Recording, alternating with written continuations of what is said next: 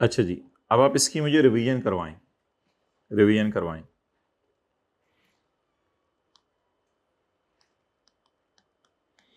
On 1 जनवरी 2012, इसको note नहीं करना, बस तस्वीर खींच लीजिएगा। Subsidiary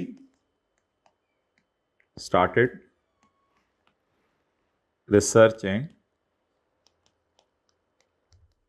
development, subsidiary research and development start की। Parent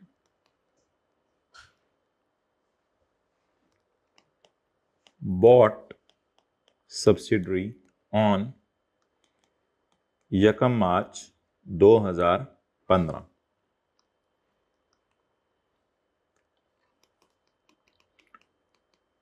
till acquisition subsidiary incurred rupees 70 million and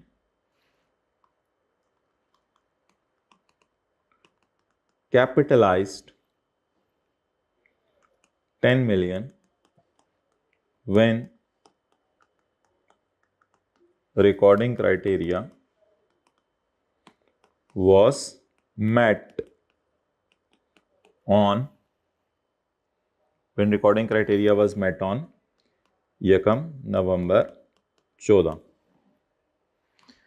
fair value on 1 March 15 is ₹33 million. जी, अब आप मुझे बताएं कि जब मैं बैलेंस शीट बनाना शुरू करूंगा तो ऑलरेडी बुक्स के अंदर कितने की वैल्यू आ रही है, ऑलरेडी बुक्स के अंदर कितने की वैल्यू आ रही है इस प्रोडक्ट की? 10। अच्छा, कैरिंग अमाउंट बोलें कितनी है? 10। Fair value 33। तो सरप्लस, तो intangible asset debit surplus credit कितने से? 23। तो इसमें क्या डाल देंगे? 23। तो ये फेयर वैल्यू पे आ जाएगा 33। डन। अब पढ़ लें, तस्वीर खींचने किसी ने खींचनी है या बात वैसे ही समझ आ गई है तो ठीक है।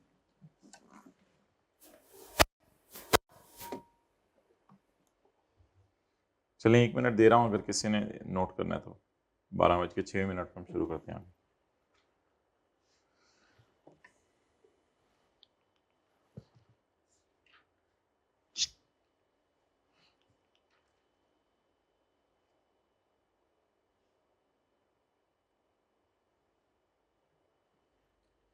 जी जाना तो उधर ही, आप मुझे दोनों का एक दफ़ा बता देना कितना कितना टोटल चारों का, तो फिर मैं आपको कहता हूँ।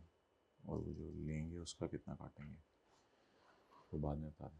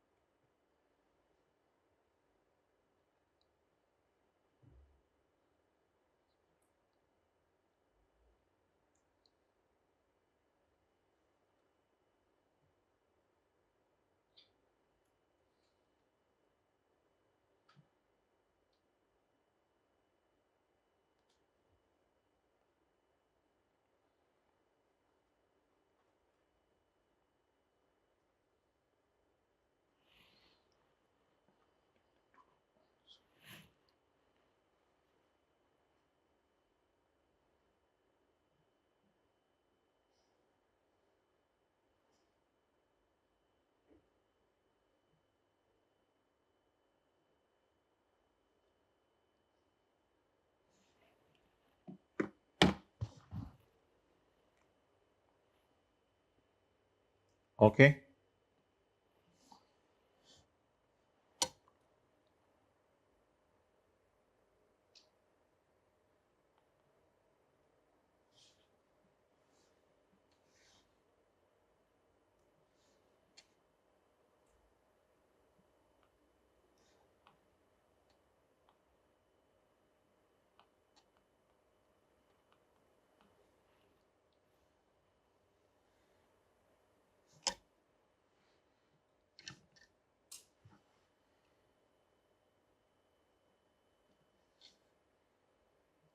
अच्छा, अब जब ये हम कंसोलिडेशन रिवाइज करेंगे ना, तो ये चीज़ें नेट एसेट्स, सरप्लस और बुक वैल्यू, ये सारी चीज़ें इंशाल्लाह बहुत अच्छे तरीके से और रिवाइज हो जाएंगी हमारी। तो इस एरिया पे ना थोड़ा अब हम मैं करा ये एरिया इस वजह से रहा हूँ कि आपको पता है कि अब हम वो लीज शुरू नहीं करना चाह रहे थे, तो इस एरिया पे ज़्यादा फोकस हमारा किस में होगा? कंसोलिडेशन में। वो तो फिर आप ये आगे तो बस आगे आगे तो आपको समझ आ ही गया था सवाल ये वाला, तो इसमें भी थोड़ा थोड़ा अल्लाह का शुक्र है 70-80% तो समझ आना ही लग गया। अच्छा, अब इस सवाल को कल करेंगे इंशाल्लाह, क्वेश्चन नंबर 20 को, और क्वेश्चन नंबर 19 हो गया हमारा, 18 हो गया हमारा, 17 हो गया। लेटेस्ट टाइम का आप लोग कह रहे हैं वैसे ही आसान है, तो क्वेश्चन 14 ये ऐसे ही बीच में स्क्रैप से हैं। क्वेश्चन 11 निकालें my dear.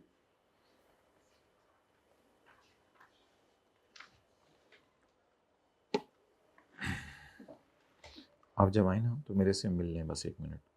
On Yakam July 16, Sunshine Limited acquired 4 licenses, namely A, B, C and D. मिटाना है for a period of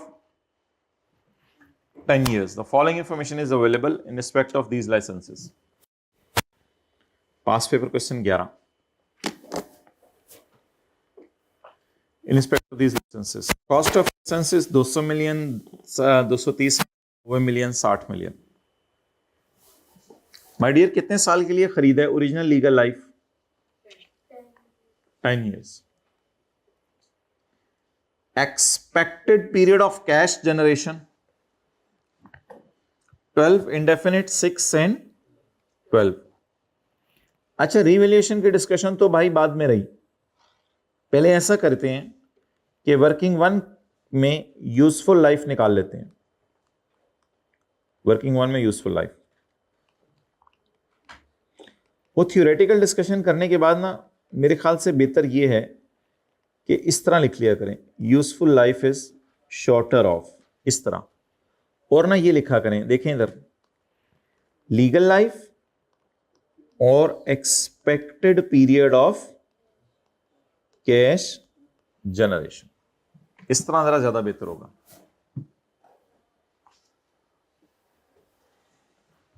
done, heading देना, वर्किंग वन आप शुरू करें, पहला सफा छोड़ दें।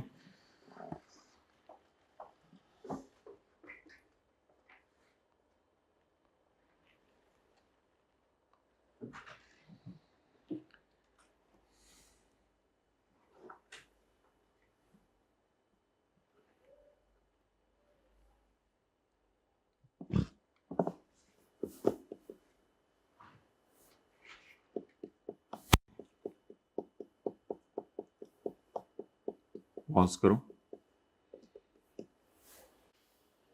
ओके।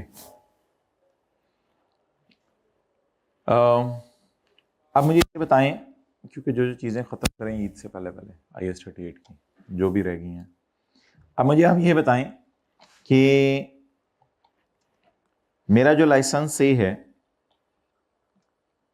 वो मैंने कितने का खरीदा है फिलहाल? 200 का, और ये यकम जुलाई 16 से यकम जुलाई 26 तक चलना है। तो ये यकम जुलाई 16 से यकम जुलाई 26 तक चलना है। यकम जुलाई 26 नहीं होगा 10 साल, यकम जुलाई 25 होगा 10 साल। गिन लो जरा, वैसे एक बात कर रहा हूँ, यकम जुलाई 16, वैसे तो गिनना जरूरी है, यकम जुलाई 16 तो 30 जून 17 गिने आप उंगलियों, 30 जून 17, 30 जून 18, 30 जून 19, 30 जून 20, 30 जून 21, 30 जून 22, 30 जून 23, 30 जून 24, 30 जून 25, 30 जून 26, सही कह रहा था मैं। तो यकम जुलाई 26 को मतलब एक दिन पीछे आ जाए, फिर 30 जून 26 को इसकी जो है वो 10 साल की लाइफ खत्म हो जाएगी। 30 जून 26 तक के लिए कितने पैसे दिए हैं मैंने? 200 मिलियन। अब अगर मैं रिन्यूअल करवा लूं तो ये मुझे 5 साल और साथ दे जाएगा, मतलब 30 जून 27, 28, 29 और 30 और 31, 27, 28, 29, 30, 31। ये तो वैसे ही आपको थोड़ा लॉजिक की बात कर रहा हूं, 30 जून 31 तक ये हमारा साथ दे जाएगा 5 साल। अच्छा, मुझे ये बताएं, अगर ये साथ दे के जाएगा 5 साल तो रिन्यूअल कितने पे होनी है? 65। अब ये 65 मिनिमल नहीं है, मिनिमल होता है बिल्कुल ही थोड़ा इसके सामने, ये मिनिमल नहीं है। अब मुझे बताएं, मैं लीगल लाइफ 10 +5 लूं या +5 को क्रॉस कर दूं? +5 को क्रॉस कर दूं तो लीगल लाइफ क्या बनी? 10। और expected period of cash generation 12।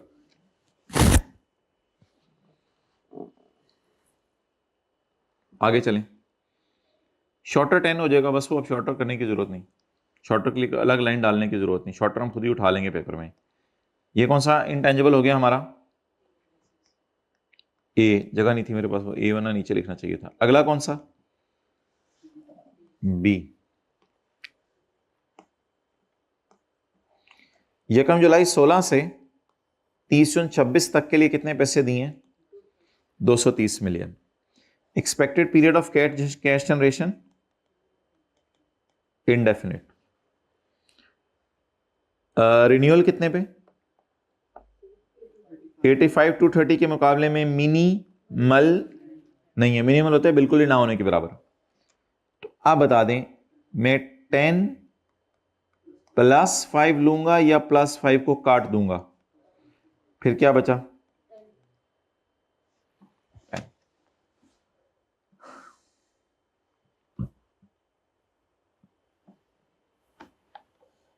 GC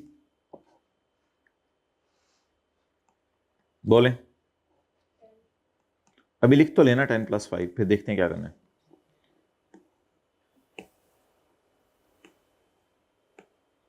ji expected period of cash generation 6।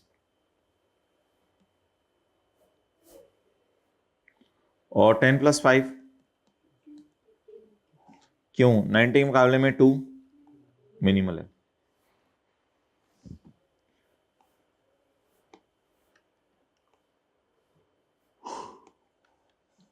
D की तरफ आ जाए। 16 के मुकाबले में 1 मिनिमल है।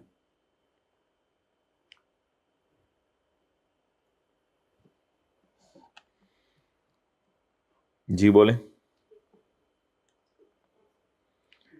10 ओरिजिनल लीगल लाइफ कितने साल है? और रिन्यूअल इधर देखें, ये तरह देखना होता है। ओरिजिनल लीगल लाइफ में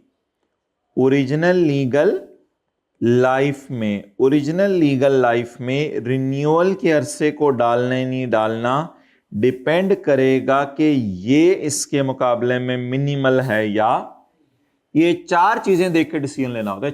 चारों की चारों देख के डिसीजन लेना होता है।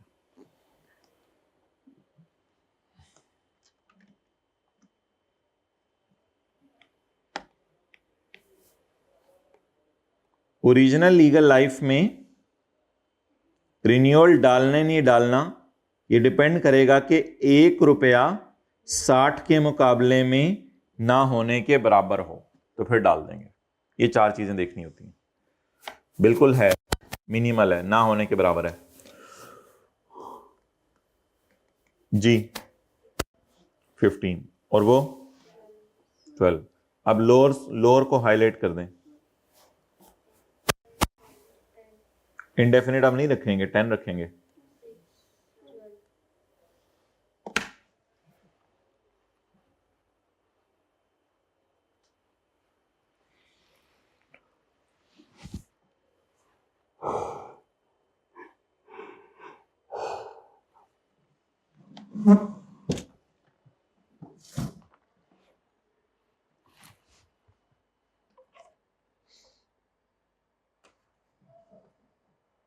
नोट कर ली working one?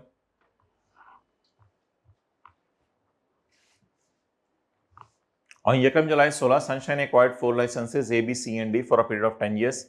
The following information is available in respect of these licenses: cost, expected period of cash generation. Active market इसकी नहीं है, लेकिन एक बंदे ने कहा है कि इसकी इंडिपेंडेंट वैल्यू, और ने कहा है कि इसकी वैल्यू 1। एक्टिव मार्केट जिसके ना हो उसको रिवैल्यू नहीं किया जा सकता, इसलिए इसको किस पे रखेंगे? कॉस्ट मॉडल पे। इसको कॉस्ट मॉडल पे रखेंगे। इनकी एक्टिव मार्केट अवेलेबल है, इसलिए इसको किसके ऊपर रखेंगे? रिवैल्यूड अमाउंट पे। Determine the amount that should be recorded in balance sheet and P&L, balance sheet और P&L में क्या जाना है? चलें जी शुरू करें।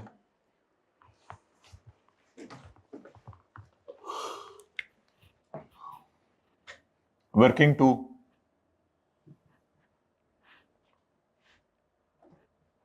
पहले डेट डाला करें, फिर डाला करें डिस्क्रिप्शन, फिर डाला करें एसेट का नाम, फिर डाला करें उसके ऊपर इवैल्यूएशन सरप्लस, फिर डाला करें P&L। अब तो पिछले सवाल के लाइसेंस की तरह ओपनिंग वैल्यूज नहीं दी हुई, अब तो पहले दिन से कॉस्ट दी हुई है। So what is the date of purchase? यकम जुलाई 16। So what is the cost of license A? I am suppose to do 4 workings, so let's start with license A. The cost is 200।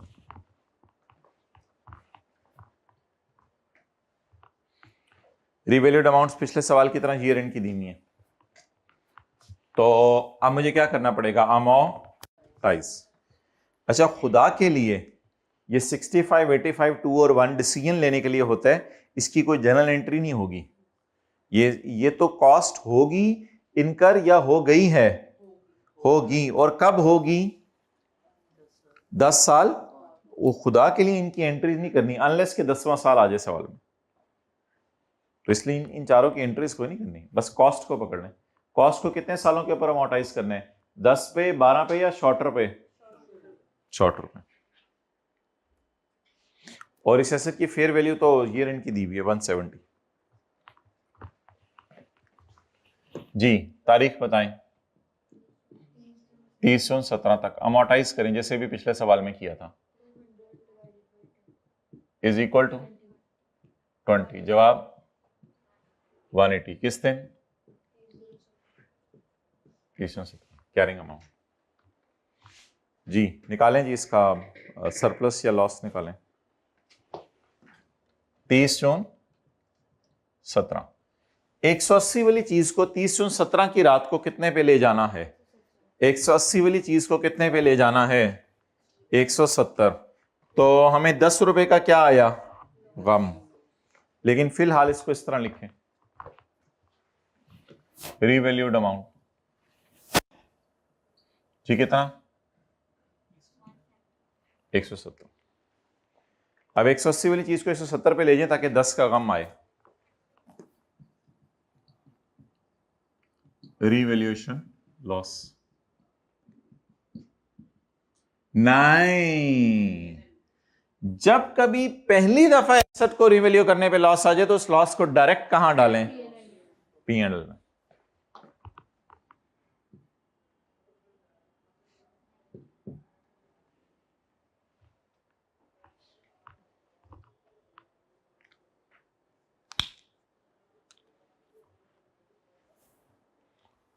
अच्छा, working 3, 4 और 5 आप खुद कर लें, licence B, सी और D के लिए। वीडियो को पॉज कर दें 2-3 मिनट के लिए, इतनी देर में बाकी की वर्किंग्स कर।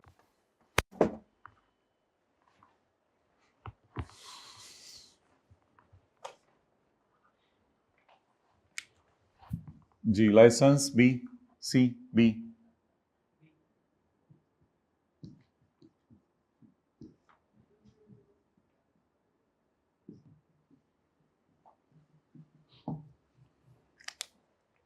जी कॉस्ट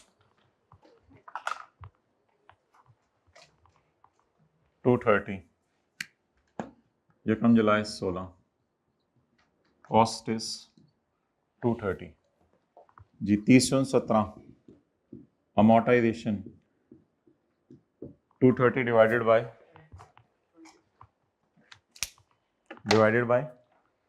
10। जी बोले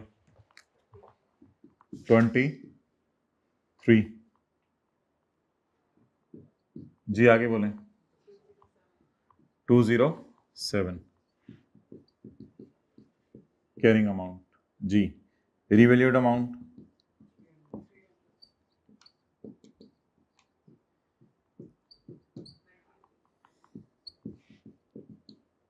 रिवैल्यूएशन सरप्लस। जी 93।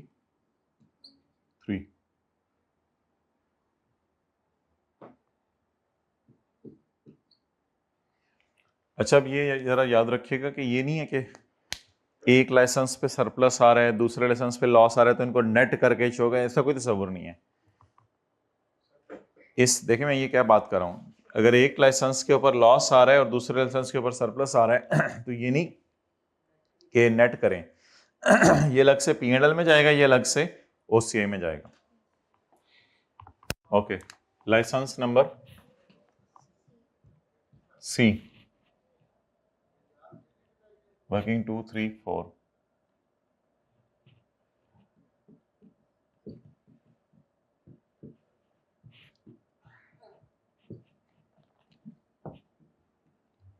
जी बोले।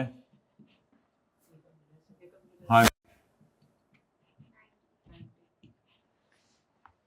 कॉस्ट 90। Next 6 years।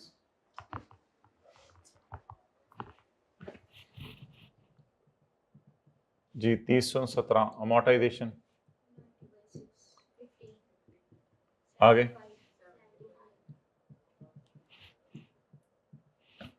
75। जी रीवैल्यूड अमाउंट 75 वाली चीज को किस पे लेके जाना है, तो 10 का क्या आ गया, लॉस। बल्कि इधर लिख के इधर लिखना चाहिए था, 30 वर्किंग नंबर 5। बुक वैल्यू तो निकाल लेने दो, तो उधर यूज हो जानी है। डेप्रीशिएट तो करने दो, मोटा तो करने दो, नालमो डेट डेप्रीशिएट भी नहीं करने दे रहे, बस आगे सरप्लस और P&L का कॉलम ना डालें। जी कॉस्ट, अब उधर जाके जो मेहनत करनी है इधर कर लें सारी। 30/17 डिवाइडेड बाय 55।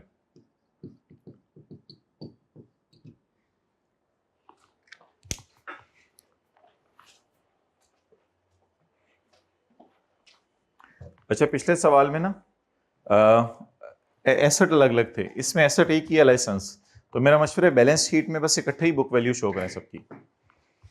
बैलेंस शीट में ना इकट्ठा ही बुक वैल्यू शो करें। असूली तौर पे तो बैलेंस शीट में सारे एसेट भी अलग अलग नहीं आते पिछले सवाल की तरह। बैलेंस शीट में तो सिर्फ इंटेंजिबल की लाइन आती है और पीपीई की, जो फाइनेंशियल स्टेटमेंट पब्लिश होती हैं उनमें तो सिर्फ ये लाइन आती है, इंटेंजिबल, पीपीई, प्रॉपर्टी, उनमें तो ये नाम भी नहीं आते। लेकिन पिछले सवाल में बैलेंस शीट मांग ली थी, इसलिए हमने इंटेंजिबल्स को भी फेस पे अलग अलग शो कर दिया था। लेकिन लाइसेंस इन एनी केस अलग अलग शो ना कीजिएगा, बैलेंस शीट फेस पे के लाइसेंस है, लाइसेंस बी, लाइसेंस सी, इस तरह अलग अलग शो करने की जरूरत नहीं है, बस लाइसेंस। जी अब क्या मांगी हुई है उसने, बता देना। P&L और SOCI में P&L भी जाता है और OCI भी जाती है, लेकिन उसने सिर्फ क्या मांगा हुआ है, P&L, उसने OCI नहीं मांगा हुआ। लेकिन मैं बनाऊंगा और बना के फिर काट दूंगा, क्योंकि बच्चे क्लास के बाद अक्सर पूछते हैं कि इसमें OCI क्यों नहीं शो किया था आपने। और बैलेंस शीट, चलें जी, बैलेंस शीट के अंदर क्या जाना है, non current assets. Non current assets में क्या, इंटेंजिबल। इंटेंजिबल में क्या, लाइसेंस। बताएं जी, पकड़ें। 1 प्लस 300 प्लस 55 60, देखा वही होगा, अमोर्टाइज तो करना ना। जी जी इसमें क्या गलती की थी यहां तक आप लोगों ने कोई, 590। अच्छा जी, P&L में अमोर्टाइजेशन और revaluation loss. Ji amortisation 20, 23, 15, 5, 20, 23, 15, 5, 63।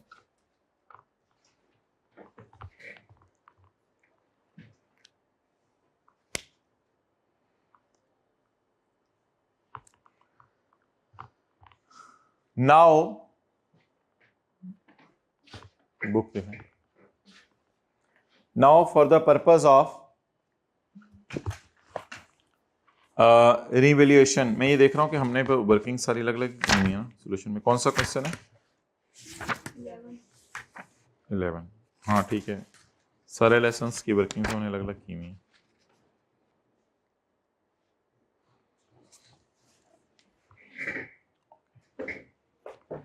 For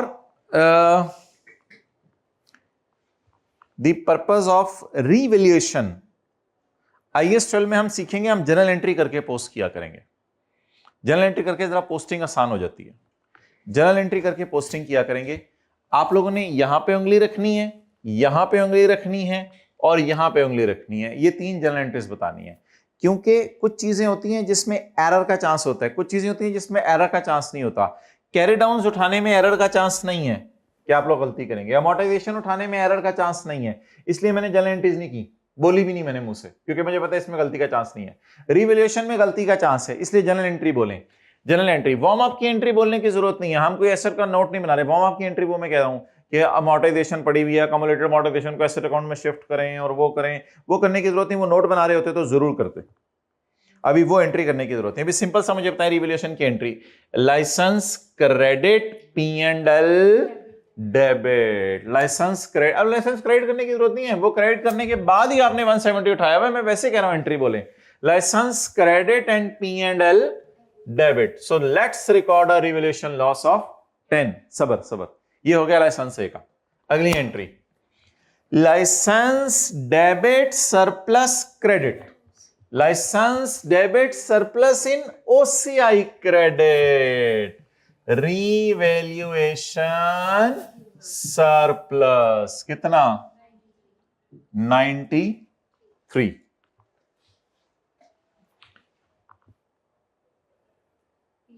licence credit P&L debit, it is a revaluation to be taken to P&L। और आखिरी वाला तो है ही कुछ नहीं। So what is the revaluation loss? 20। मैं क्या कह रहा था कि मैं 93 और 20 कनेक्ट नहीं किया जा सकता कि आपके यहाँ सरप्लस पड़ा हुआ है तो वो उसको नहीं नहीं नहीं, नहीं।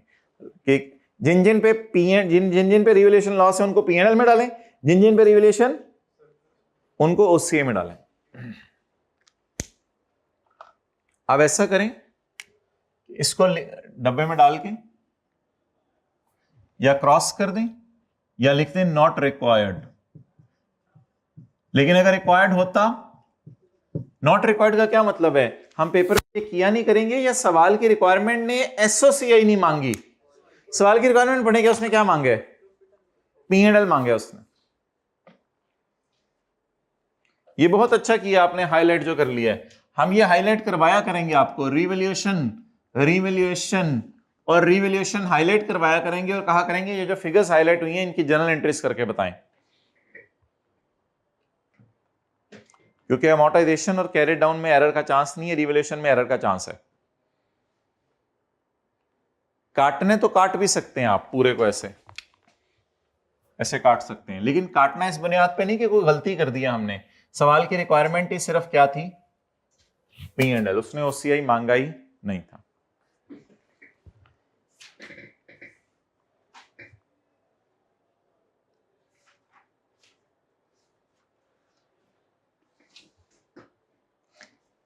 अच्छा एक चीज अब याद रखिएगा भाई, ये इंशाल्लाह आने वाले दिनों में रिवाइज होगी।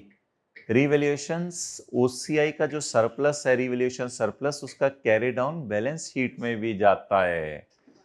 अब मैं ये वाला 93 उठाने लगा हूं, ये बैलेंस शीट में भी जाता है। ये बात इंशाल्लाह IAS 12 के अंदर हम रिवाइज करेंगे, इसलिए ये थोड़ी सी अर्ली स्टेज हो जाएगी बात करने की। शेयर कैपिटल, रिटेन्ड अर्निंग और रिवैल्यूएशन सरप्लस। रिवैल्यूएशन सरप्लस का कैरी डाउन इज 93। ये जरूर शो करना है, इसको मत काटें क्योंकि बैलेंस शीट उसने मांगी हुई है। तो लिखें रिवैल्यूएशन का सरप्लस का कैरी डाउन बैलेंस शीट में भी जाया करेगा।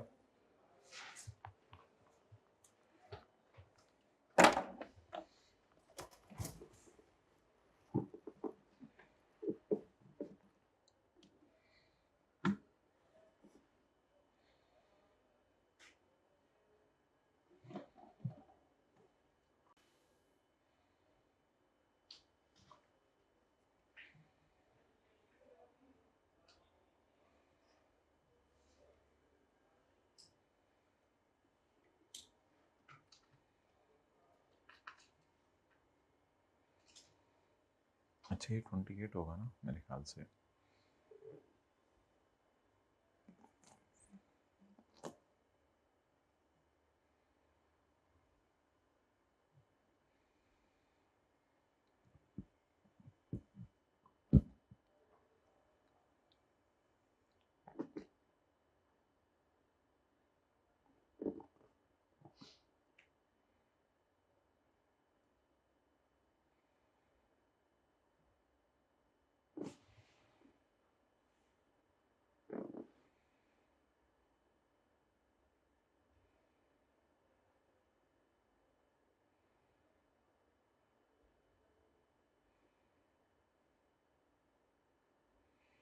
अस्सलाम वालेकुम यार, स्टूडेंट्स कह रहे हैं लेक्चर 3 में IAS 38 का PDF अपलोड नहीं है। वैसे ऐसा तो नहीं हो सकता?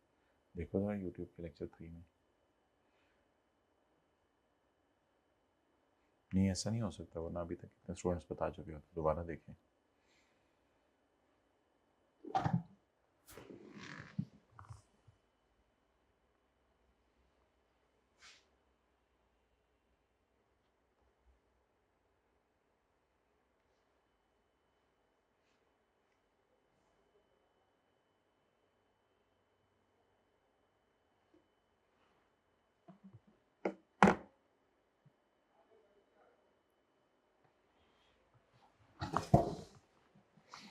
चलें जी,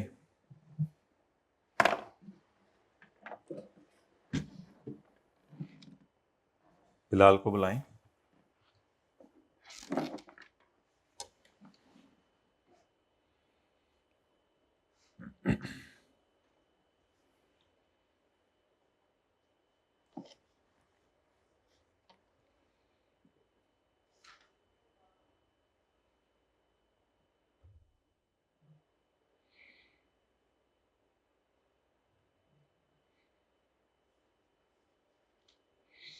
वो जो हम थ्योरेटिकल डिस्कशन कर रहे थे वो निकालें कल वाली।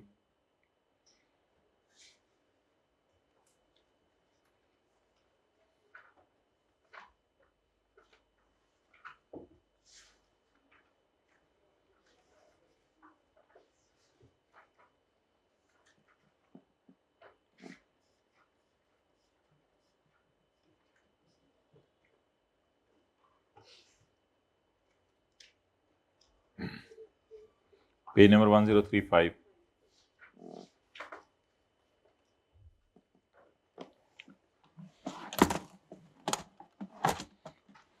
intangibles with a finite useful life। कोशिश की है वैसे मैंने बीच बीच में अंडरलाइन करने की मेन बातें। The depreciable amount of an intangible assets, लो जी पूरे शीट ही साड़ी ले गए। The depreciable amount of intangible assets will, with a finite useful life, shall be allocated on a systematic basis over its useful life. Amortization shall begin when the asset is available for use.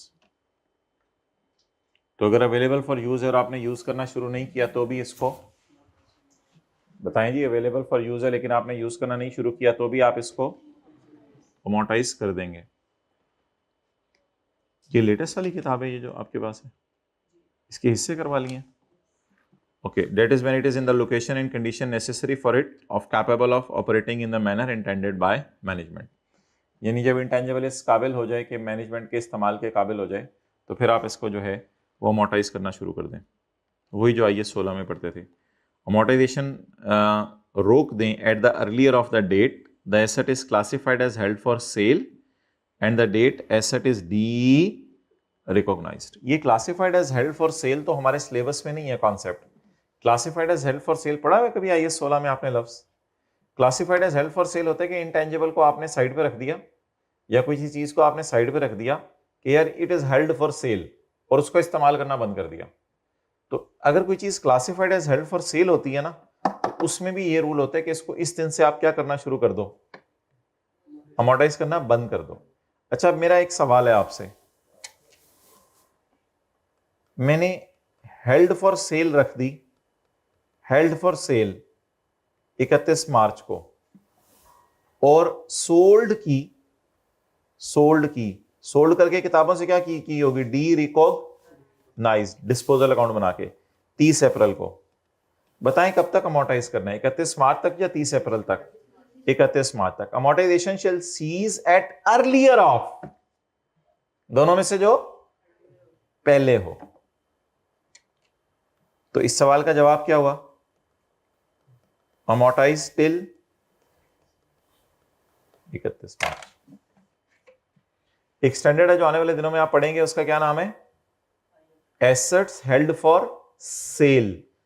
Held for cell का क्या मतलब है? इनको cell करने के लिए अलग करके रख दो।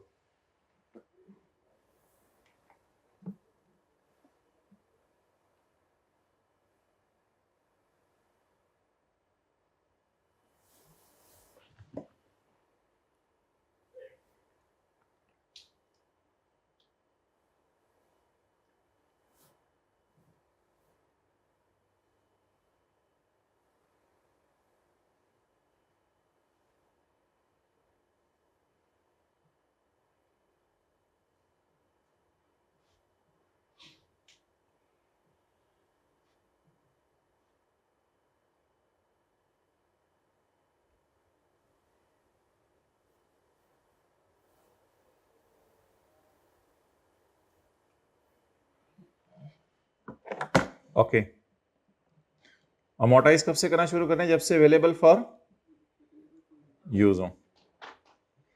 The amortization method used shall reflect the pattern in which assets future economic benefits are expected to be consumed by entity. Amortization method कौन सा होना चाहिए? जिसमें वो रिफ्लेक्ट करे वो पैटर्न जिससे एसेट का फायदा आना है।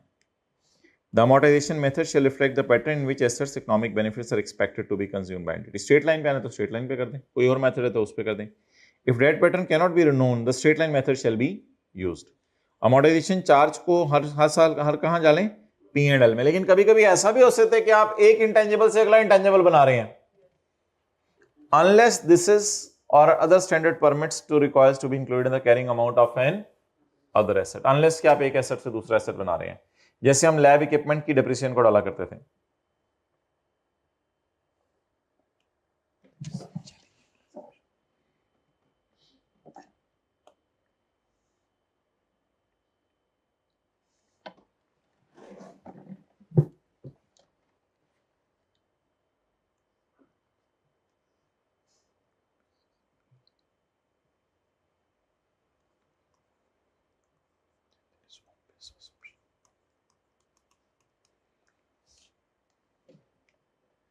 एक मिनट जरा पढ़ लें।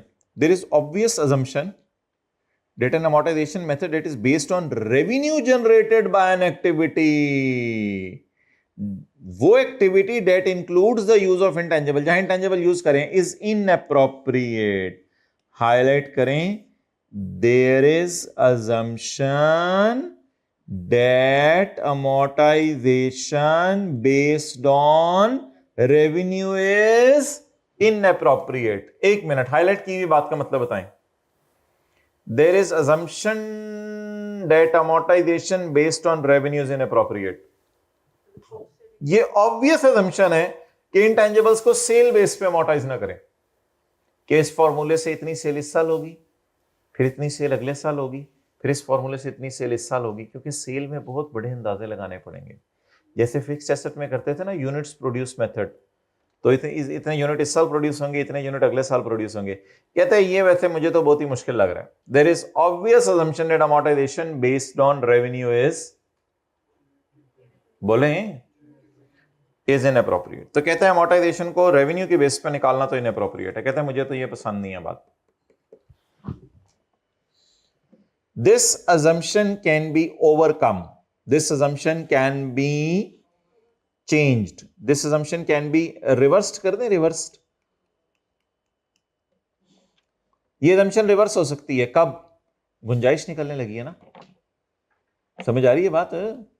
This assumption can be overcome। अब मैं कहूं ये तो ऑब्वियस सी बात है जी, सीए करना मुश्किल है, लेकिन आगे मैं बोलूं this assumption can be overcome, लेकिन ये बात रिवर्स हो सकती है अगर आप मेहनत करें सही तरीके से। तो यही बात है, this assumption can be overcome only in the limited circumstances in which an intangible asset is expressed as a measure of revenue. Measure of revenue means amortized based on revenue generated. Means amortized based on revenue generated.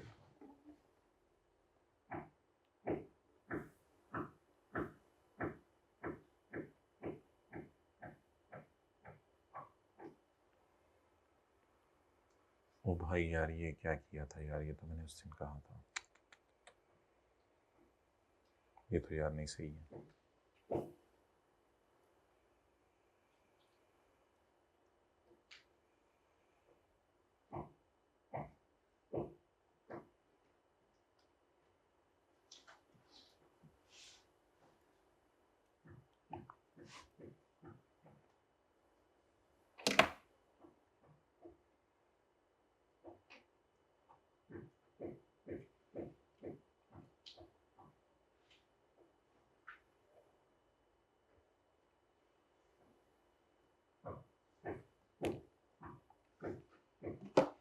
Okay एक message बनाओ कि attend all lectures till Monday so that we can start a new topic on Tuesday. F2 में डालें हर जगह. The residual value of intangible must be assumed to be zero. Residual value intangible की क्या लेनी है? Zero.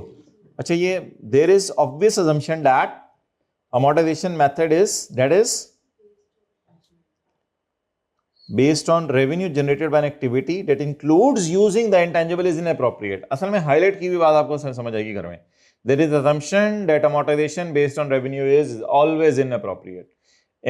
Intangibles को इस तरह ना amortize किया करें revenue base पे. However, this assumption can be reversed only in limited, in which case the intangible is expressed as a measure of revenue. और residual value क्या लेनी है? Must be assumed to be unless there is a commitment by a third party or unless there is active market. लेकिन ये बात पढ़ें पूरी. There is commitment by third party. वो आके वैल्यू ना लगाए, कमिट भी करके जाए मैं लूंगी to purchase the asset at end of useful life. And there is active market for the asset. And the residual value can also be determined by reference to active market. अगर active market हो और value ना पता चल रही है फिर क्या करना है? And the residual value can be determined by reference to active market. ये बात मैंने आपको नहीं बताई हुई थी और इसका चांस हो के ये मार्केट मौजूद रहेगी जब मेरा एसेट की लाइफ खत्म होगी. और अगर पेपर में आ जाए कि एक्टिव मार्केट तो है, उसमें वैल्यू ये है, लेकिन चांस नहीं है कि वो मार्केट रहेगी जब मैं एसेट बेचने जाऊंगा, तो फिर रेजिडुअल वैल्यू अगर दे भी दे तो क्या लेंगे? जीरो. अच्छा लेकिन एक सवाल में लफ्ज आया था residual value is estimated at इतने, उसको तो हमने टोटली इग्नोर कर दिया था पास पेपर क्वेश्चन 18 में, क्योंकि वो तो सिर्फ रेजिडुअल वैल्यू का एस्टिमेट दिया हुआ था जो एक्टिव मार्केट वाली प्राइस दी हुई थी, एस्टिमेट दिया हुआ था sir. Amortisation period and amortisation method for an intangible. Amortisation period क्या होता है? 2 साल, 4 साल, 6 साल. अमोर्टाइजेशन मेथड क्या होता है? Straight line units produced or for intangible within finite useful life shall be reviewed at least at each financial year. हर साल के एंड पे इसको रिव्यू किया करें, ताकि ये डिस्कशन उसने फाइनेट लाइफ वाले में क्यों की है, रेजिडुअल वैल्यू वाली डिस्कशन? देखे ना, इसलिए कि फाइनाइट लाइफ में डिस्कशन होगी ना रेजिडुअल वैल्यू की. इनडेफिनेट की उसने ऊपर हेडिंग दी थी, इनडेफिनेट में ये डिस्कशन नहीं की क्योंकि इनडेफिनेट ने तो अमोर्टाइज ही नहीं होना. सो इंटेंजिबल इनडेफिनेट ने अगर अमोर्टाइज ही नहीं होना तो फिर क्या टेंशन है?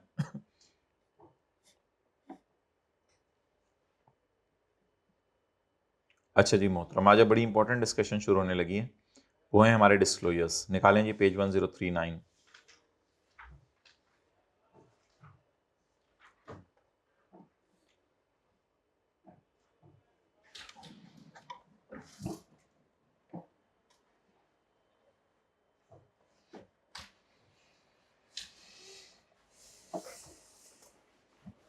Class of intangible assets. A class of intangible assets is a grouping of assets of a similar nature and use in an entity's operations. Examples of separate classes may be brand. सारे brands को इकट्ठे करके note की heading डाल दो brand names. सारे message और publishing titles को इकट्ठे करके, मैसेज असल में अखबारों के लिए होता है ना, पब्लिशिंग टाइटल बुक्स के लिए ऑक्सफोर्ड वगैरह ये, तो उनको इकट्ठे कर दो, कहते हैं कोई मसला नहीं, इसका एक ही क्लास नाम रख दो। कंप्यूटर सॉफ्टवेयर सारे इकट्ठे कर दो, बल्कि सॉफ्टवेयर ही आमतौर पे हो जाएगा ना, सॉफ्टवेयर कंप्यूटर में ही डलते हैं, सॉफ्टवेयर सारे इकट्ठे कर दो। लाइसेंस के साथ फ्रेंचाइजीज भी अगर कोई लिए उनको भी इकट्ठा कर दो। यानी कहते हैं मेरे ख्याल से ये 7-8 काफ़ी हैं क्लासेस, अगर और बनाओगे तो मुश्किल हो जाएगा। जैसे हमने नहीं 1 2 3 4 कॉलम बनाए हुए थे, तो ये 7-8 क्लासेस काफ़ी हैं। License, copyrights, patents, copyrights, patents. आज पता चला हमें पेटेंट क्या होता है। पेटेंट होता है कोई चीज़ बन चुकी हुई है उसको फिर अपने नाम लगवाना, कॉपीराइट भी कहते हैं, पेटेंट भी कहते हैं, एंड अदर प्रॉपर्टी राइट्स। कई दफ़ा हम किसी और से भी राइट ले सकते हैं, गवर्नमेंट से राइट ना लें, हम किसी और से राइट ले लें जिससे हमने इंटेंजिबल लिया हुआ है।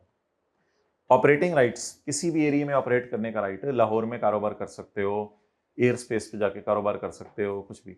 Recipes, formulas, models, design and prototypes, ये जो हैं ये आमतौर पे प्रोटोटाइप्स का लफ्ज़ तो इतना कॉमन नहीं है। डिजाइन, मॉडल्स, फार्मूला, ये असल में वो R&D से पैदा हुई चीज़ें हैं। R&D से फार्मूला पैदा होता है, R&D से डिजाइन चीज़ों के पैदा होते हैं, R&D से रेसिपीज पैदा होती हैं, जिसको हम प्रोडक्ट या प्रोजेक्ट के नाम से लिखा करते थे। और इंटेंजिबल एसेट्स जो अभी वर्क इन प्रोग्रेस है, मुकम्मल नहीं हुए। इनको ना डिस्क्लोजर्स को आपको रट्टा नहीं मारना होगा, बस बार बार पढ़ना होगा। आज ही क्लास में An entity shall disclose for each of the intangibles, distinguishing between internally generated and other. Internally generate वाले और other intangibles, उनके बारे में अलग अलग बताएं। Other intangibles कौन से होंगे फिर? पर चेस्ड वाले। अब ये सारा पढ़ लें आप एंड तक, कोई सवाल है तो पूछ लें।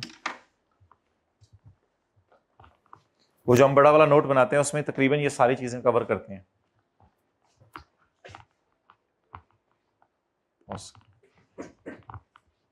हाँ ये चीजें हैं भाई, इसको पढ़ना है, आप इसको पढ़ लिया करें। हाँ जी, इसको क्वेश्चन कैसे आएगा? मे बी इन MCQ के अंदर कोई बात आ जाए और मे बी डिस्क्रिप्टिव फॉर्म में आ जाए, डिस्कस करते रहेंगे हम। वेदर यूजफुल लाइफ और डेफिनेट और finite, and if finite the useful life और द अमोर्टाइजेशन रेट्स यूज्ड। ये सारा वो नोट की दुम में हम बता देते होते हैं कि फाइनाइट है या इंडेफिनेट है, वो नीचे आ जाता है। तो सॉर्ट ऑफ किसी तरह कवर हो रही हैं चीजें, जो ना कवर हो रही हैं वो मैं बताऊंगा। द अमोर्टाइजेशन मेथड यूज, वो भी नीचे बताते होते हैं। अमोर्टाइजेशन मेथड यूज डिस्क्लोज करना होता है, यूजर्स को बताएं, वो डब्बे में हमने नीचे डाल के बताया था आज। Gross carrying amount and accumulated amortisation aggregated with accumulated impairment at beginning and and, वही तो नोट बनता है सारा। The line items of P&L in which the amortisation is included. P&L के किन लाइन आइटम्स के अंदर अमोर्टाइजेशन इंक्लूड है? P&L के किन लाइन आइटम्स के अंदर अमोर्टाइजेशन इंक्लूड है, ये हमें बताओ।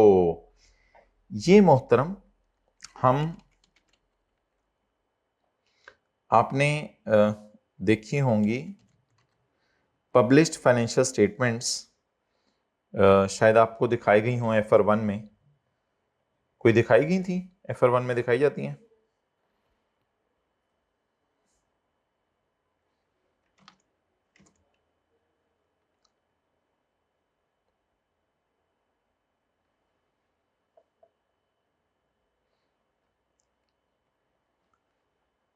क्या वजह है ये भाई? इस लैपटॉप पे नहीं उठा रही, इसी लैपटॉप पे तो हमने पिछला पूरा सेशन गुजारा है।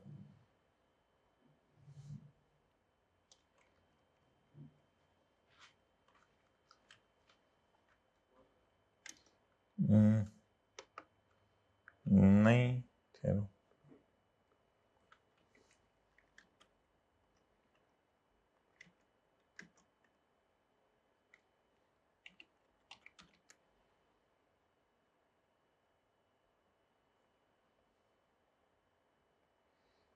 ये देखें, ये जैसे हमारी पब्लिश फाइनेंशियल स्टेटमेंट्स हैं, तो पब्लिश फाइनेंशियल स्टेटमेंट में ये देखें जो P&L आ रहा है, स्टेटमेंट ऑफ प्रॉफिट और लॉस, इसमें सेल्स आ रही है, कॉस्ट ऑफ सेल्स आ रही है, GP, other income, selling and distribution expenses.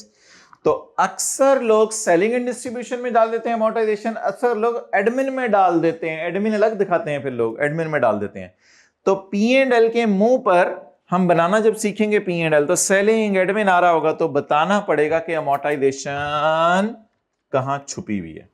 तो लिखें सेलिंग में डालिए, एडमिन में डालिए, या कॉस्ट ऑफ सेल में डालिए, इस तरह लिख देना। कि P&L किस मेन लाइन आइटम में डाली है। लाइन आइटम का लफ्ज मतलब समझ आ गया? लाइन आइटम, सेल एक लाइन आइटम है, कॉस्ट ऑफ सेल एक लाइन आइटम है, किस लाइन में डाली हुई है।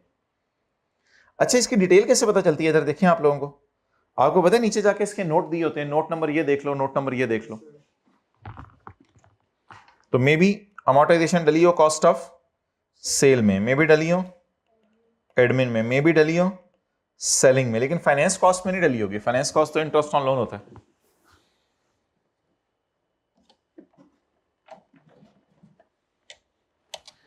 रिकॉन्सिलिएशन, रिकॉन्सिलिएशन ही तो हम बनाते हैं। रिकॉन्सिलिएशन में क्या क्या आता है? Additions indicating separately those from and those acquired through business combination. तीन ही हेडिंग्स हमने बनाई थी, सेपरेटली परचेज्ड, इंटरनली जनरेटेड और बिजनेस कॉम्बिनेशन। डिस्पोजल दिखानी है, इंक्रीज और डिक्रीज फ्रॉम रिवैल्यूएशन, सरप्लस और इंपेयरमेंट लॉस और रिवर्स्ड। अमोर्टाइजेशन दिखानी है। एक्सचेंज डिफरेंसेस तो हमारे स्कोप में सच कोई नहीं है इधर, इसको छोड़ें। And other changes in the carrying amount during the period. Disclosure under certain circumstances. अच्छा, ये जो अच्छे डिस्क्लोजर्स हैं ना आप सारे, ये हमने कोई सॉर्ट ऑफ बनाए नहीं है, इनको बस पढ़ना ही है, ठीक है। और अल्लाह का शुक्र है ये खत्म है, बस इनको आप पढ़ना ही है, और हैं ये बड़े आसान से। मैं ये फिक्रा पढ़ता हूं, एक उर्दू मैं बनाता हूं, आप एक फिक्रा पढ़ें, एक उर्दू आप बनाएं।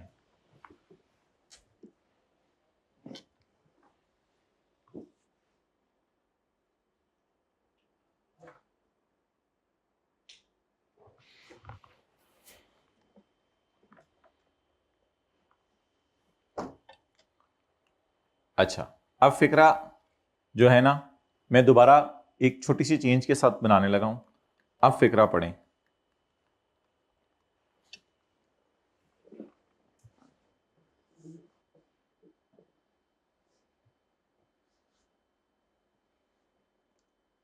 अब बताएं, आप समझ आ रहा है क्या? For intangible having indefinite life, जो इंटेंजिबल्स हैं उनकी क्या है? डिस्क्लोज। ये मैंने कहां से उठाया डिस्क्लोज? वो शैल ऑल्सो डिस्क्लोज। तो क्या डिस्क्लोज करें?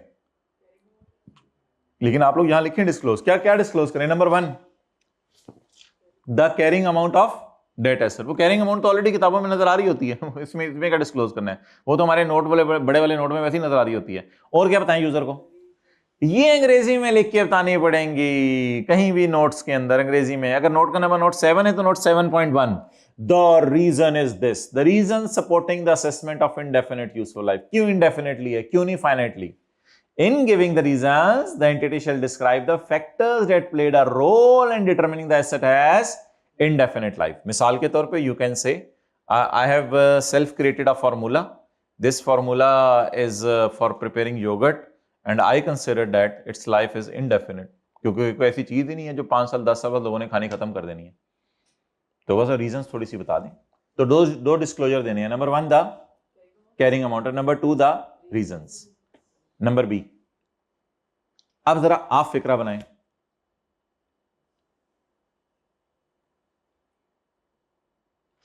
अच्छा, इसमें डिस्क्लोज का लफ्ज कहां डालूं? इसमें डिस्क्लोज का लफ्ज शुरू में डाल दूं, क्योंकि इसमें इसने डिस्क्लोज करने वाली चीजें शुरू में बताई हैं। डिस्क्लोज, डिस्क्रिप्शन, आगे बोलें, आगे बोलें। नहीं, कैरिंग अमाउंट नहीं ना, बोलो डिस्क्लोज कैरिंग अमाउंट, आगे बोलें। Disclose remaining amortization period. किसका भाई? ओ बोलो। Of any individual intangible asset that is material to the entity's financial statement. मिसाल के तौर पे हमारे पास टोटल इंटेंजिबल एसेट्स पड़े हुए हैं 10 करोड़ के, उसमें से कोई एक इंटेंजिबल 8 करोड़ का है, तो ये सिग्निफिकेंट हो गया। तो क्या क्या बताएं इसके बारे में? डिस्क्रिप्शन, पूरा नाम वगैरह, क्या है एसेट, क्या नेचर है, क्या भला है ये, डिस्क्रिप्शन, थोड़ा सा जरा डिटेल में डिस्क्रिप्शन बताएं उसकी। और कैरिंग अमाउंट और रिमेनिंग अमोर्टाइजेशन पीरियड तो नॉर्मली आ रहा होता है, रिमेनिंग बताना है, टोटल नहीं बताना, रिमेनिंग भी बताना है। एक तो होता है ना टोटल लाइफ 10 साल है, एक होता है रिमेनिंग लाइफ, हर साल रिमेनिंग लाइफ इसकी बताएं। ये सिर्फ किस एसेट की बतानी है यूजर्स को? जो कोई बड़ा एसेट है हमारा, हमारे 10 करोड़ के टोटल इंटेंजिबल्स हैं, कोई एक कोई बन रहा है, वैसे कोई एक की जगह उल्टा हमने लिख दिया है, कोई एक उसमें से 8 करोड़ के, तो बताएं यूजर्स को।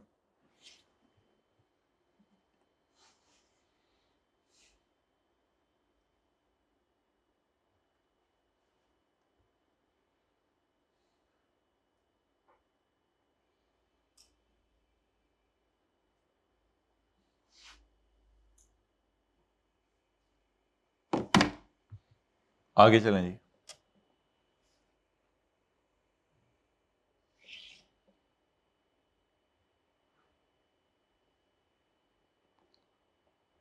For intangibles acquired by way of government grant initially recognized at fair value, अब डिस्क्लोज का लफ्ज कहां डालूं?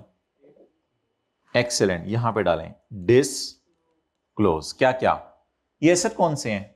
अच्छा, ये किन की बात हो रही थी? ये किन की बात हो रही थी? इंडेफिनेट लाइफ वालों की। ये किन की बात हो रही थी? मटेरियल वालों की। और ये किन की बात हो रही है? ये मेन बात है बस। इंडेफिनेट वालों का ये बताना है, मटेरियल वालों का ये बताना है, गवर्नमेंट ग्रांट वालों के बारे में क्या क्या बताना है? Fair value initially recognise for those assets. लेकिन ये ना गवर्नमेंट ग्रांट वाले नॉमिनल अमाउंट वालों के डिस्क्लोजर नहीं है। गवर्नमेंट ग्रांट वाले सिर्फ उनके डिस्क्लोजर हैं जिनको इनिशियल रिकॉग्निशन किस पे की है? फेयर वैल्यू पे। तो उनकी फेयर वैल्यू बता दें, वो तो फिर नोट में भी नजर आई जाएगी। और कैरिंग अमाउंट तक तो फिर डिडक्शन माइनस हो चुकी होगी ना इस साल की, वो भी नोट में नजर आ जाएगी मेरे ख्याल से। वो तो बड़े वाले नोट में वैसे ही नजर आ जानी है। आगे चलें। Whether they are made after recognition under the, ये लिख के बताएं कि हमने उसको कॉस्ट मॉडल पे रखा है या रिवैल्यूएशन मॉडल पे। तो कितनी बातें बतानी है? 3 बातें। किन इंटेंजिबल्स के बारे में? नहीं, गवर्नमेंट ग्रांट वालों के बारे में नहीं, वो गवर्नमेंट ग्रांट वाले जिनको आपने फेयर वैल्यू पर रखा हुआ है।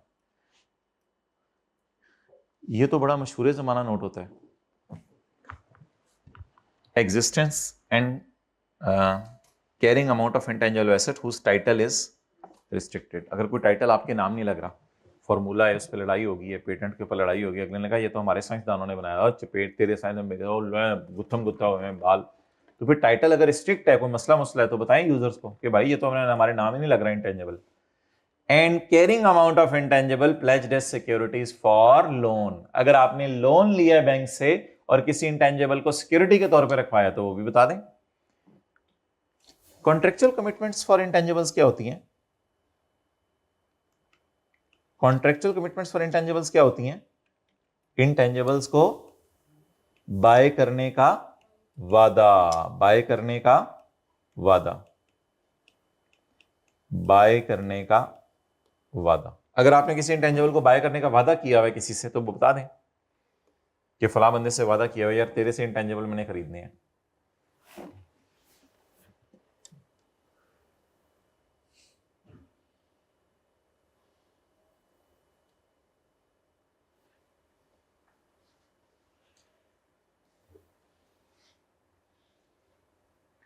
नहीं बिलाल, पहले मुझे मैसेज दिखाया करो, लेक्चर 1 से लेके ये तक मंडे को इस तारीख तक कर लें, ताकि आप ट्यूसडे को इस तारीख से आप अगले टॉपिक से इस तरह पूरा बनाना, मुझे दिखाया करें पहले।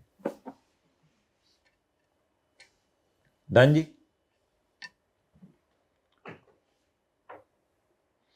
If intangible accounted for at revalued amount, अगर कोई इंटेंजिबल्स को हमने किस मॉडल पे रख लिया है तो क्या क्या बताने? बोले अब डिस्क्लोज का लफ्ज कहां आएगा? यहां पे। क्या क्या डिस्क्लोज करें? नंबर 1 इफेक्टिव डेट ऑफ, बताए ना किस दिन रिवैल्यू किया, साल के शुरू में एंड पे। हमने अभी लाइसेंसेस को किस दिन रिवैल्यू किया था? चारों को, एबीसीडी को, एबीसी को किया था बल्कि साल के आखिरी दिन। द ऑफ रीवैल्यूड इंटेंजिबल, वो तो नजर आ रही थी लाइसेंसेस की, कैरिंग अमाउंट तो नजर वैसी आ रही थी नोट में।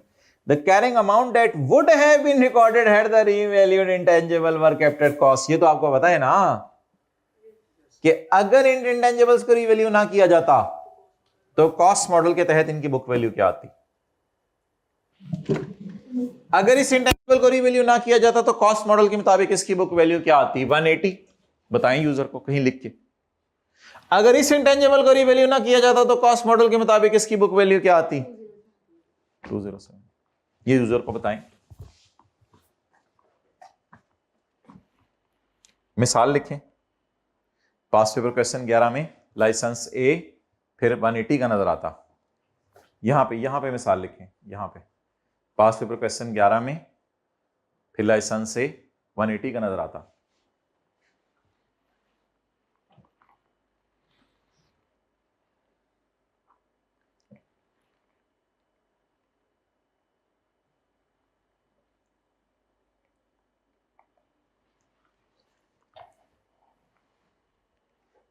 अच्छा जी, सरप्लस की मूवमेंट बनाते थे आप लोग? रिवैल्यूएशन सरप्लस की मूवमेंट पास पेपर क्वेश्चन 11 की बनवाएं, पास पेपर क्वेश्चन 11 की। Opening surplus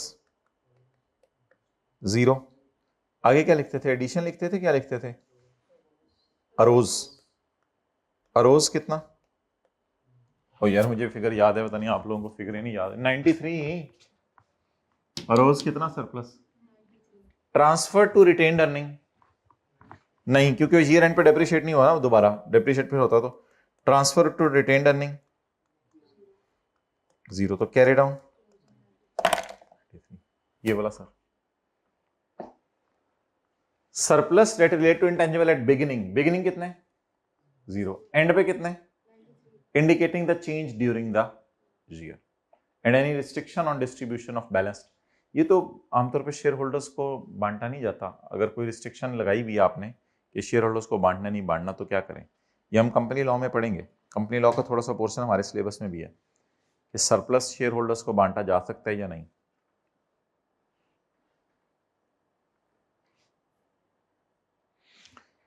entity shall disclose the aggregate amount of research and development expenditure recorded as an expense. फिर ये कौन सी वाली डेवलपमेंट होगी? कहते हैं मुझे कहीं बता देना कि रिसर्च कितनी है, डेवलपमेंट कितनी है, क्योंकि बैलेंस शीट में नजर नहीं आती मुझे। ये बुरी वाली, excellent. Research and development expenditure comprise all expenditure directly attributable to research and development activities. इसमें क्या है? अदर इंफॉर्मेशन और क्या रह गया? अब बस कर दे। An entity is encouraged but not required. लो जी, ये वाले डिस्क्लोजर्स ऑप्शनल है, वो सारे डिस्क्लोजर मैंडेटरी थे। वाहिद 2 डिस्क्लोजर हैं ये ऑप्शनल है। पता नहीं आप लोगों ने FR1 में कोई ऑप्शनल डिस्क्लोजर्स पढ़े हैं या नहीं। डिस्क्लोजर्स ऑप्शनल भी होते हैं मेरे भाई, मर्जी आपके देने हैं, दे नहीं देने ना दें। नंबर 1, फुली अमोर्टाइज्ड इंटेंजिबल्स बता दें कि फुली अमोर्टाइज हो गए हैं, लेकिन अब यूज तो हो रहे हैं, लेकिन वो पिछले साल ही अमोर्टाइज हो गए थे, लेकिन जब हमने अमोर्टाइज फुली हो गए तो हमने देखा अभी भी साथ दे रहे हैं, तो हम फिर चला रहे हैं फिर। तो description of any fully amortised intangible that is still in use. Description means disclose क्या करना है, किनका क्या डिस्क्लोज करना है, किनका क्या। इनडेफिनेट लाइफ वालों की कैरिंग अमाउंट और रीजंस, मटेरियल वालों की डिस्क्रिप्शन, कैरिंग अमाउंट और रिमेनिंग अमोर्टाइजेशन। गवर्नमेंट ग्रांट में जो फेयर वैल्यू वाले हैं उनकी 3 चीजें डिस्क्लोज करनी है। एग्जिस्टेंस, क्या इंटेंजिबल्स का टाइटल रिस्ट्रिक्ट हुआ हुआ, और अगर हुआ हुआ तो क्या कैरिंग अमाउंट है, कौन से वालों की जिनका टाइटल रिस्ट्रिक्ट हुआ हुआ है। तो डिस्क्लोजर में जिंदगी में याद रखिएगा किस चीज का क्या डिस्क्लोज करना है, ये बता रहा होता है। इधर बताएं जी, किस चीज का क्या डिस्क्लोज करना है, किस चीज को मुझे स्काई ब्लू से हाईलाइट कराएं, किस चीज को? फुली अमोर्टाइज्ड को। इसका क्या डिस्क्लोज करना है? डिस्क्रिप्शन बस, कि इसका नाम क्या है, और कुछ भी नहीं, कि कौन सा एसेट है जो फुली अमोर्टाइज हो गया। नीचे बताएं, description of significant intangible assets controlled by an entity but not recorded as asset because did not meet the recording criteria. वो कौन से एसेट होंगे जो रिकॉर्डिंग क्राइटेरिया मीट नहीं कर रहे होंगे? बुरी वाली डेवलपमेंट, बुरी डेवलपमेंट, वो आपके कंट्रोल में है, और इसको कब्जे में रखिएगा बुरी डेवलपमेंट को। यही आइंदा जाके जब आप काम शुरू करेंगे आगे, तो ये अच्छी डेवलपमेंट भी होनी है। बुरी डेवलपमेंट पे आपका कंट्रोल है या किसी और को इस्तेमाल करने देंगे? कंट्रोल है हमारा, ये ऑप्शनल है। A brief description of significant intangible controlled by entity but not recorded as intangible because they did not meet the. तो बुरी डेवलपमेंट पे आपका कंट्रोल जरूर है, तो उसको आप बताएं यूजर को मेरा कंट्रोल है। यही थी डिस्क्लोजर, बस आगे ना पढ़े आप। अच्छा, अब ये जो सॉर्ट ऑफ डिस्क्लोजर्स हैं, ये अगली क्लास के स्टार्ट में मुझे याद कराइएगा, हम इनको रिवाइज करेंगे। लेकिन हम देखते हैं एक एंटिटी है कोई हमारे पास, कीनिया की ये फाइनेंशियल स्टेटमेंट है किसी कंपनी की, तो इंटेंजिबल्स इसके कितने आ रहे हैं? इंटेंजिबल्स नजर आ रहे हैं इसके? इंटेंजिबल्स, ओहो, इंटेंजिबल्स नजर ही नहीं आ रहे। तो इसके इंटेंजिबल के नोट्स में हम कहाँ से जाएंगे फिर? PP biological assets, right of use, financial assets, जीवे से बिजनेस है, इसने इंटेंजिबल ही नहीं रखे हुए। पीपी का नोट कौन सा था?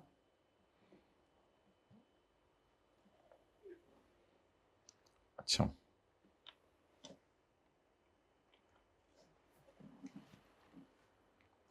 पॉज करो। ये जी Lucky Cement, Lucky Cement, non Lucky Cement, Lucky Cement, ये जी इसकी फाइनेंशियल स्टेटमेंट्स आ रही हैं। इसकी फाइनेंशियल स्टेटमेंट्स में इंटेंजिबल एसेट्स,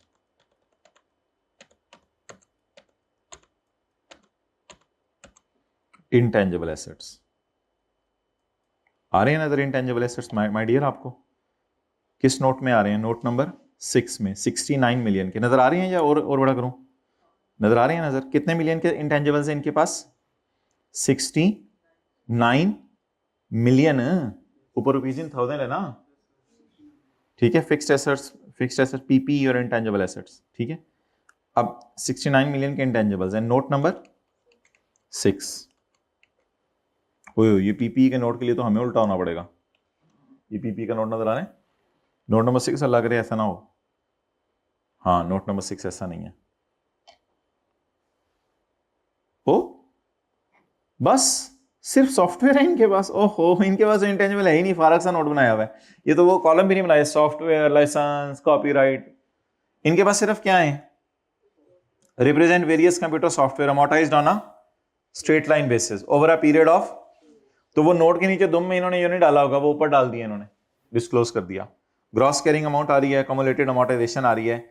हाँ, अमोर्टाइजेशन जो हमने चार्ज की है for the year has been shown in इतने cost of sale, distribution and admin. Amortisation है कितनी?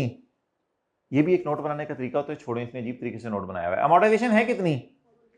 43 में से कितनी डाली है कॉस्ट ऑफ सेल में, कितनी डिस्ट्रीब्यूशन में, कितनी ये समझ आ गया वो जो मैंने कहा था लाइन आइटम बताना है कहां कहां पड़ी हुई है।